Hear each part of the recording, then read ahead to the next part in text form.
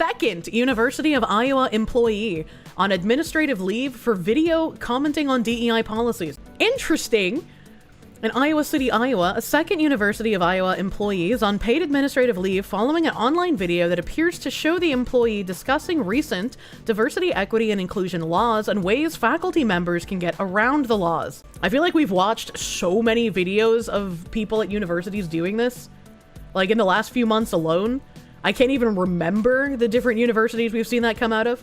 A video posted to conservative news site Town Hall appears to show a University of Iowa employee, identified in the story as Corey Lockwood, the Senior Associate Director of the Iowa Memorial Union, talking about how the university has complied with recent DEI laws enacted by the state legislature. There's DEI work happening, he appears to say in the video. I think, somebody's not going to have that in their job description because of the State House. The University of Iowa confirmed Lockwood is on paid administrative leave as of Thursday. Lockwood is at least the second University of Iowa employee to be placed on paid administrative leave after a video surfaced in which they discussed enforcement of Iowa's DEI laws. Another employee, Drea Tinoco, was placed on paid administrative leave Tuesday. The video of Tinoco also drew an official complaint from Governor Kim Reynolds to the Iowa Attorney General's office, which subsequently launched an investigation. KCCI has been unable to confirm the authenticity of the videos. That's really funny that after one person got caught on video explaining like, yeah, we're gonna comply with the DEI laws, but we're still doing the DEI work. And then after you see them get in trouble for leaking that, you then also say that to somebody afterwards. Like, we would think that they would have at least the brain cells to be like, let's not sabotage our own plans. I hope we have the video here. You won't find it by Googling it because of our state legislature, governor, state house. They're all that side. So they've directed the board of regents to, I don't know if eliminate's the right word, but stop using the word. So you'll see words like community and those types of things, belonging, community, all those. We still have cultural centers here. There's DEI work happening. I think, somebody's not going to have that in their job description because of the state house. Just to be candid, I think what most are worried about is funding, because state funded institution. How do we keep our state funding while also still being weaselly lil Marxists? That's a great question. And then the other video, University of Iowa official brags about skirting a ban on DEI. March. I want to say maybe February, March. Our communications person came in and was like, hey, we have to redo our websites per the regents to take off diversity, equity, inclusion, anything like that, any buzzwords. So they swept our websites. So it's not there anymore. So it's not there, but we are essentially finding ways to operate around it. So that was our solution. We were like, oh, okay, we can't use that word. Okay, civic engagement. I think that's a lot of what we're doing. Is it's like, oh, okay, we're not allowed to use this word. Okay, we're just gonna do this. So yeah, that's why you're not going to see DEI listed on any University of Iowa website, but there have been transitions and things that they've done, so they're not getting rid of certain things. So our websites need to be cleaned up. I literally made them define all three, diversity, equity, inclusion, equality, in my class. That's what we're going to do. Some of those things have been removed from our website, but it doesn't take away from it's an academic course, so the content that I'm teaching is. This is a little crazy to me, right? Because I've been showing that this is what they've been planning on doing for almost 2 years now, but it's crazy just how bold they feel, explaining, yeah, we're not supposed to be doing this, and everyone doesn't like that we're doing this, but we're changing the wordage, we're changing the verbiage, we're gonna keep doing what we were doing anyways, under different language so people can't detect that we're doing it, but we're definitely the good guys, by the way. This is just what we have to do in the name of progress. We gotta hide those DEI vegetables. I'm still gonna say DEI. I say it in my classes. I don't care. Beautiful. What's a personal Drea thing? I'm gonna say it because it's real. There's our president of our university, and then there's the board of regents. Someone told me to look them up one time, and I did. It was just a bunch of white people. From what I heard, I think that was one of their ways of being. That's a great way to talk about your superiors. Their way of doing it, we got it approved. Y'all are petty. Oh, okay, cool. Yeah, we'll change our website, but still do everything we're still doing. On behalf of my office, we're still gonna talk about DEI. We're still gonna do all the DEI things. Like, my assistant dean is a black woman, and I could not imagine her being like, okay guys, yeah, we're just not gonna talk about DEI anymore. So my assistant dean is Kenise Evans. So the University of Northern Iowa, Iowa State, and Yes, 3. us are the 3 biggest organizations. We actually all meet pretty regularly. All of our offices connect, and we are always the university that's more like, no, we're not going to do that. On the spectrum of 3, like, we are probably the most. It's actually crazy how little the interviewer has to say, and she just keeps spilling everything. Like, he said like less than 5 words, man. Did she just fail to count to 3? I don't know, but again, like, she's saying so much. At least in the bridge meetings that I go to, they have the reasonable expectation of, like, only people who agree with them are there. But this is like a complete stranger, man.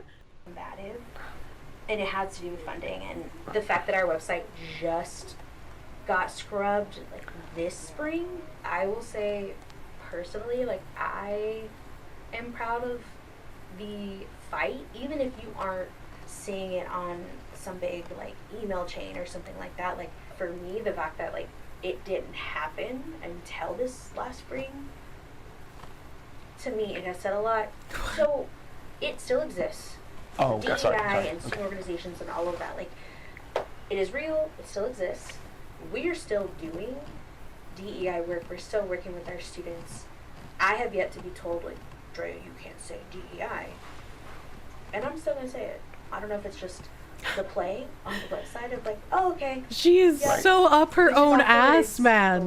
This is insanity. What we need to do, what we know we have to do for students. So, like, it definitely is still here, definitely still exists. I don't know how Diego's budget line has changed since moving over to where we are, but they're hiring for their team.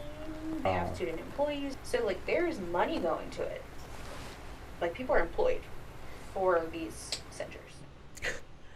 Just literally tells everything, man. They're so narcissistic. It's insane. California court rules UC hiring practice is discriminatory.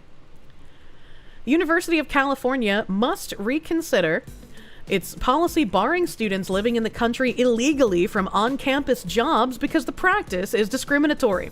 A state appeals court ruled this week. I feel like if you're in the country illegally, you're not entitled to jobs in my country. How about we just have ICE come and scoop you up and get you the fuck out? How about that? How about that? The ruling does not require UC to change the policy, but requires that the university not rely on litigation risk alone as justification for it.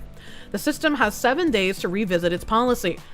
The California Court of Appeals decision comes months after a UCLA alumni, Jeffrey Umania Munoz, and the UCLA lecturer, Ileana Perez, filed a lawsuit in October, alleging UC's policy is discriminatory, stifles academic and professional opportunities for students living in the country illegally, and forces them to seek more dangerous and exploitative work opportunities off campus. I think that people living in the country illegally should have their academic and professional opportunities stifled because those opportunities should be going to American citizens, not people here illegally.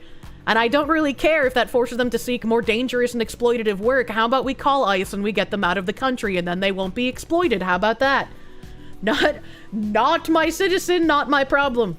As someone who is undocumented for 27 years, I've had to navigate higher education and the labor market without work authorization, Perez said in a statement Wednesday. Why was she undocumented for 27 fucking years? That is insanity! How are these people real? How are they real? I intimately know the real impact of these barriers. Undocumented students belong in our institutions. No, they don't.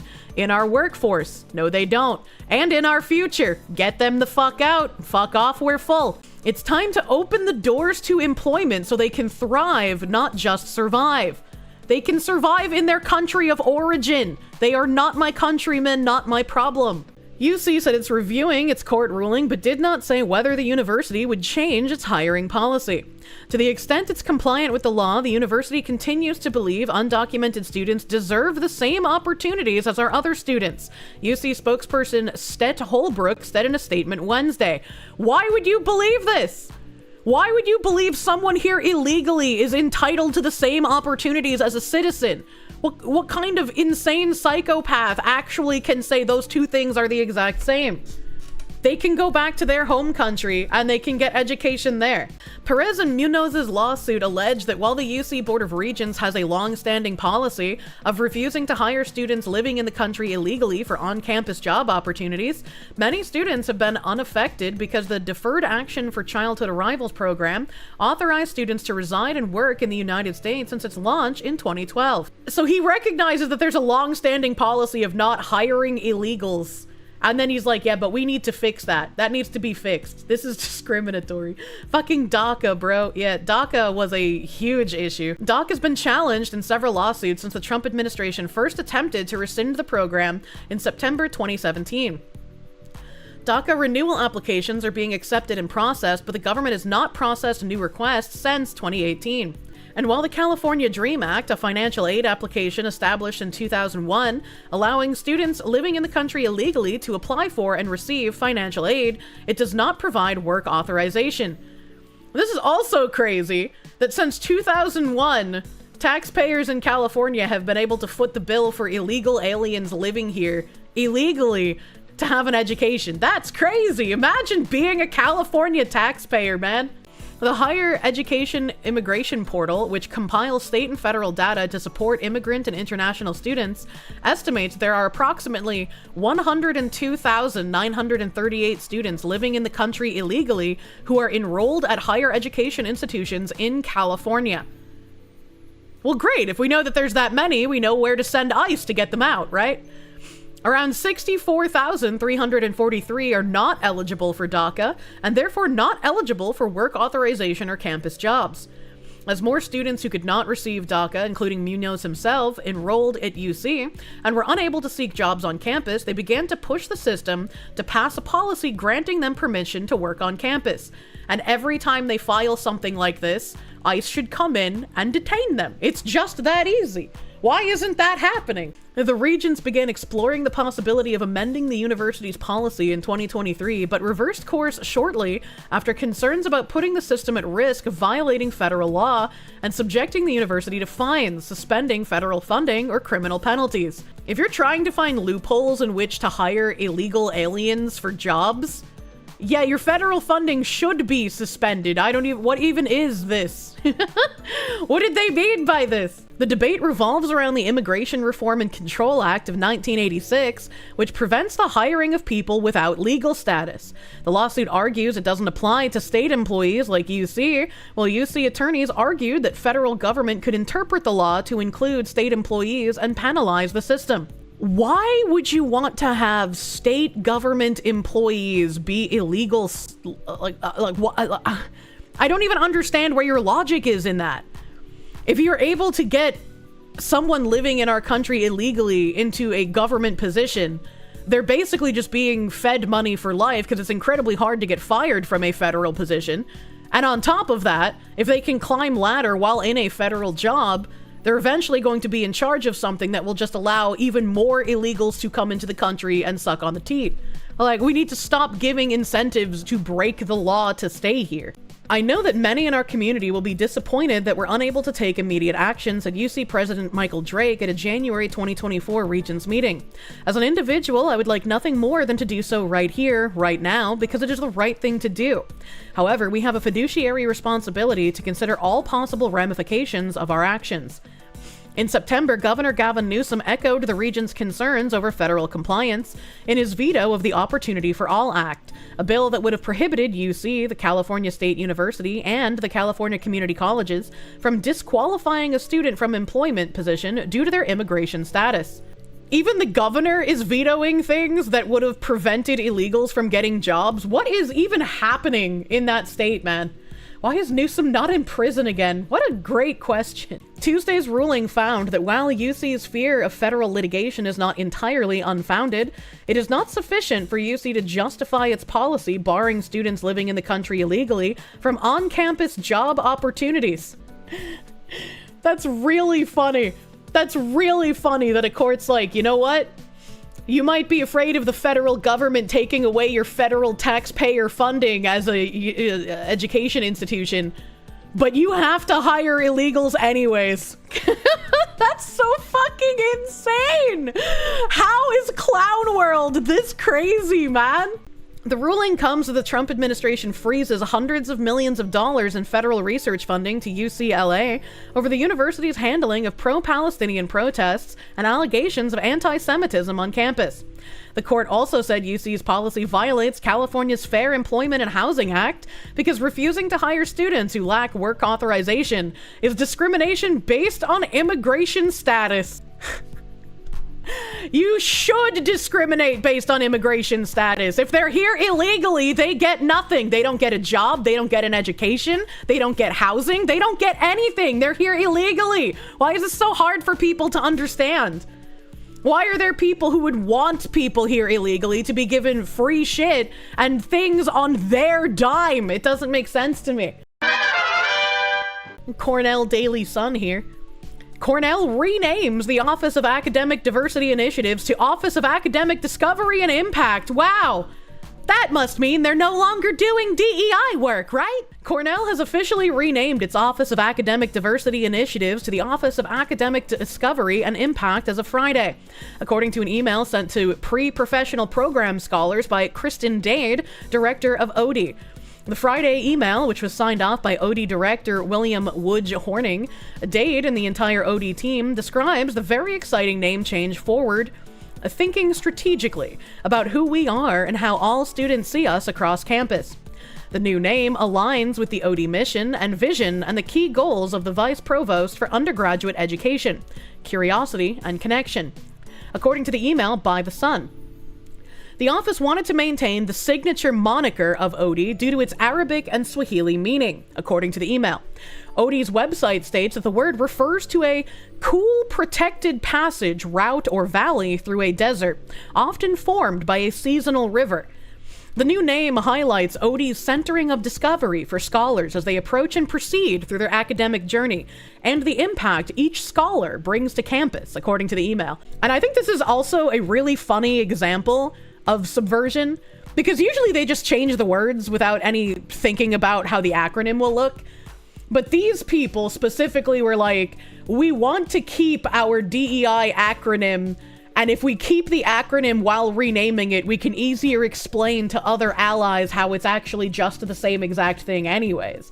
We are so smart and they'll never figure it out. According to the website, OD works to ensure all students have equal access to educational and pre-professional programs and resources by offering academic support, scholarships, mentorship, and community events. OD's origin spans back to 1963 through the historic Committee on Special Education Projects, which has been renamed and reorganized several times since. The new OD emerged as a way for students to see themselves in our space, be they first generation, low income, foster youth, veterans, non-traditional, transfer, students from diverse backgrounds, and/or any other student that finds space in our community. The new OD emerged as a way for students to see themselves. Oh, I read that paragraph, sorry.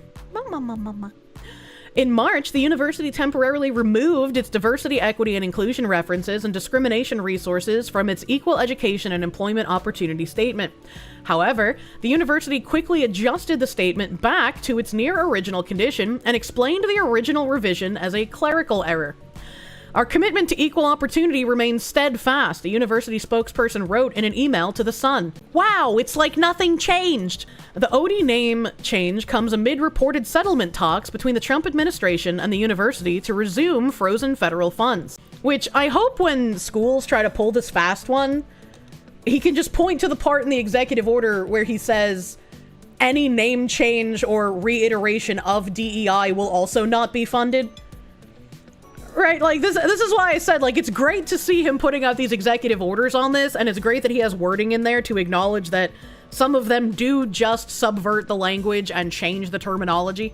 The New York Times reported in April that the Trump administration had frozen over $1 billion in federal funding for Cornell, based on accounts from 2 unnamed U.S. officials. Cornell president Michael Kotlikoff told The Sun in early May that the university had seen approximately 120 stop work orders until that point, along with the termination of grants over political concerns. The university did not respond to a request for comment on why the name was changed or if it was linked to the ongoing agreements with the Trump administration by the time of publication. The office's name switch follows similar changes at peer institutions. Harvard renamed its Office of Equity, Diversity, Inclusion, and Belonging to the Office for Community and Campus Life. Syracuse University recently closed its Office of Diversity and Inclusion, folding operations into a new unit called People and Culture.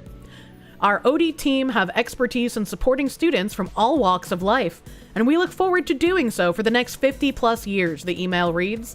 And if we don't remove the Marxists who have the power to keep doing these things, yeah, they're right. It's going to just keep going for the next 50 plus years.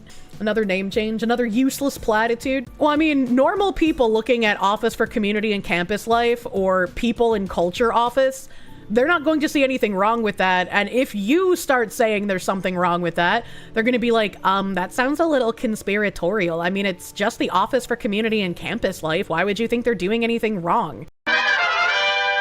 University of Maryland renames Diversity Office amid federal DEI scrutiny. The University of Maryland, College Park, has renamed its Office of Diversity and Inclusion to Belonging and Community at UMD, according to a statement posted to its website.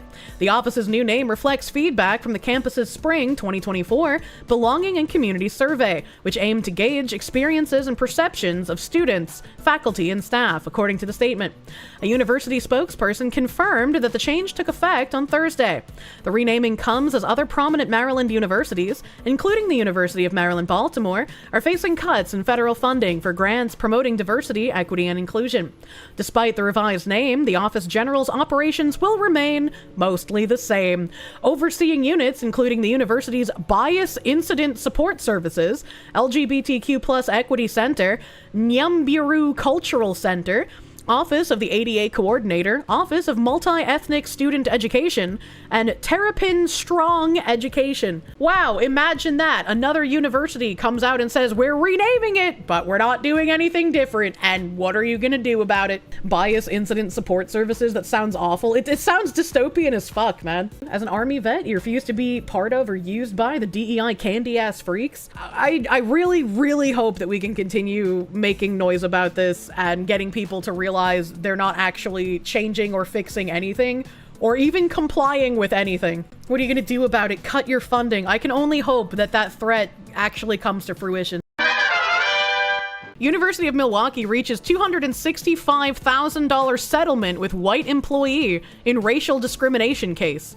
Remember, Chad, as hopeless as it might feel, it's never really hopeless. You have a way to fight back. The University of Wisconsin Board of Regents has agreed to pay $265,000 to settle a federal lawsuit filed by a white employee who said she was essentially forced to resign from her position in a campus diversity office because of her race. UW-Eau Claire employee Rochelle Hoffman sued after she said she endured months of intense hostility and questioning of her legitimacy as a white woman to lead a department supporting students of color. You know, I hope this was a wake-up call for her, that the things that she believes in seek to do nothing but harm her, and that maybe she's no longer a programmed propagandistic drone for use as a cog in the machine, but she could actually maybe think now. Hoffman's 2023 lawsuit came amid scrutiny by Republican state lawmakers over campus diversity, equity, and inclusion efforts, which has only intensified under President Donald Trump's second term. Republicans view DEI efforts as problematic, believing it puts too much emphasis on race over merit. Advocates say DEI efforts counter decades of discrimination and encourage more fair workplaces. Hey, you know that town. It's the only job she's had. She'll never do anything else. DEI is a catch-all phrase encompassing a broad range of measures intended to support people who have faced discrimination in some way.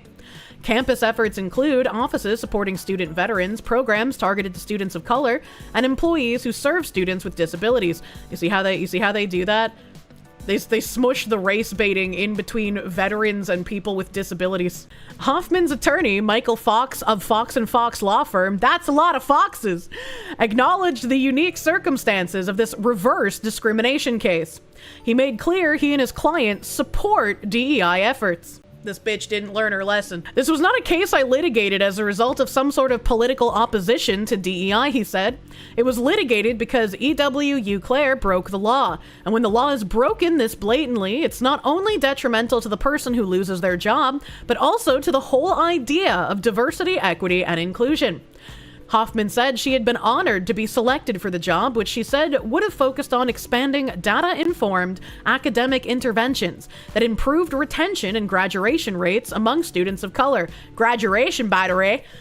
Despite facing unlawful discrimination in that DEI role as a white woman, I remain steadfast in my belief that high-quality, accessible education, grounded in data and responsive to a changing workforce, is essential for all learners, she said in a statement through Fox. How the fuck can you see the intended discrimination in action against yourself to the point where you have to sue your employer over it?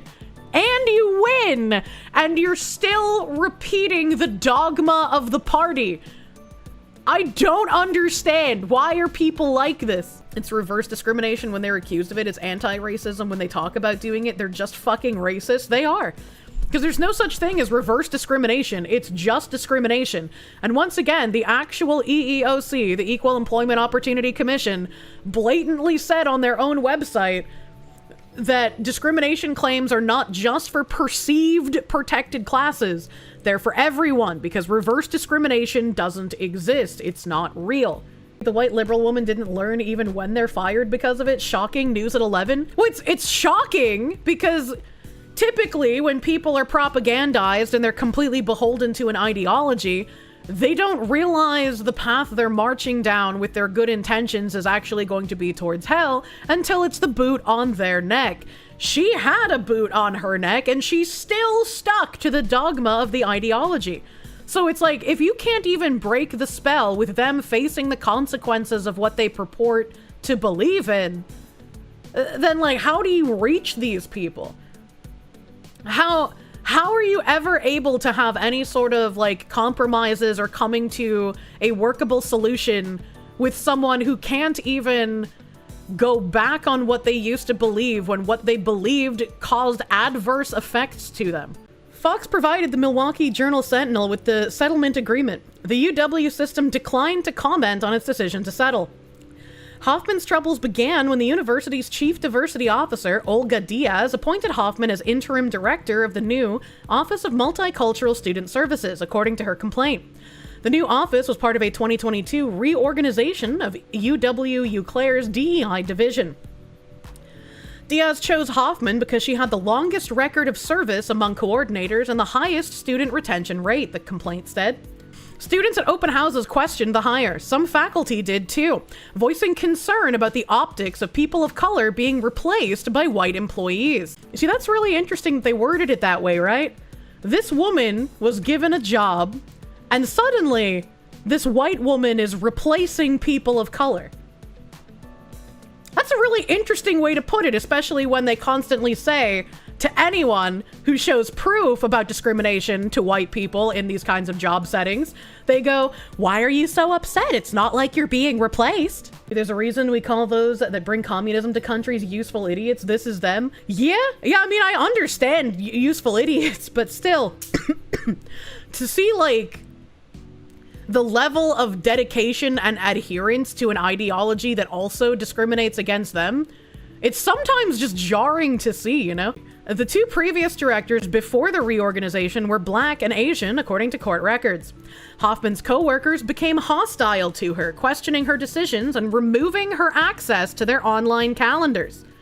The university reassigned a course she was slated to teach, which she felt was retaliation for refusing to drop an internal complaint she filed. How do you deal with this shit and not have the self-reflection ability to be like, maybe my ideology is the problem? It just doesn't make sense to me. This should be a time for self-reflection. This should be a, wait a minute, are we the bad guys moment in this woman's mind. UW system investigators dismissed Hoffman's complaint, saying she did not provide evidence of a pattern of harassment, and testimony from other employees conflicted with her account, according to Hoffman's complaint.